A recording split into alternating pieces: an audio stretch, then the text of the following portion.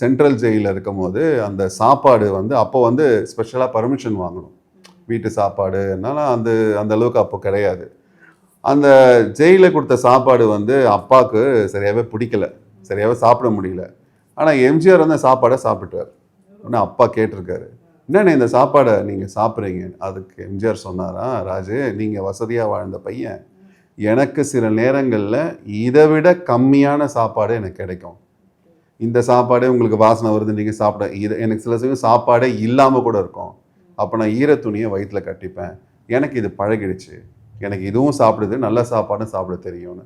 அப்புறம் கட்சிக்காரங்க பழங்கள்லாம் கொண்டு வந்து அதனால தான் இல்லை குறுக்கிடுறதுக்கு படிக்கணும்.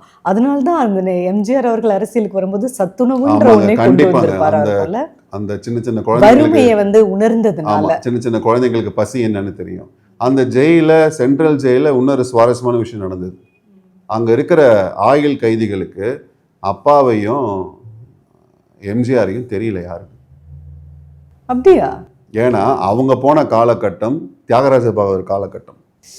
ஓகே ஓகே, ரெண்டு பேரும் பிரபலமா இருக்கு. முன்னாடியே சினிமா ஒரு பக்கம், அரசியல் ஒரு பக்கம். ஆமா, அவங்களுக்கு அந்த காலத்துல போனதுனால அவ்வளவா இல்லை. உடனே ஒருத்தர் அப்பாட்டி வந்து கேட்டாராம், நீங்க யாரு, ஏன் இத்தனை பேர் உங்களை பார்க்க வராங்க? நாங்கெல்லாம் சினிமா நடிகர்கள். உடனே அப்போதான் அவங்களுக்கு தெரியும், ஓஹோ இப்போ நீங்கள் தான் ரொம்ப ஃபேமஸாக இருக்கீங்க. ஏன்னா அப்போல்லாம் படங்கள் தியேட்டர்லாம் அங்கே கிடையாது, உள்ள ஜெயிலில் கிடையாது.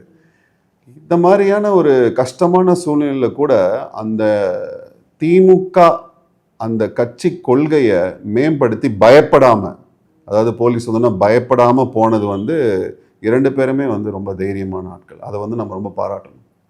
பயந்து போல.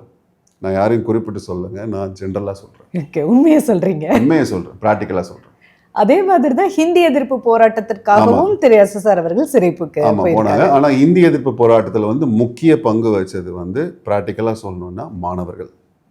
அன்றைய தமிழகத்தை சேர்ந்த மாணவர்கள். மத்திய அரசே பயந்தாங்க.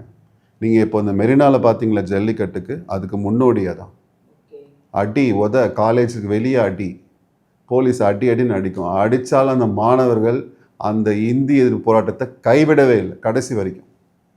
அப்படியே அந்த மாணவர்கள் எல்லாருமே, இளைஞர்கள் எல்லாமே அப்படியே அண்ணா பண்ணி இருந்தாங்க. இந்தி எதிர்ப்புனா இந்தி எதிர்ப்பு, அதில் வெற்றியும் பெற்றாங்க.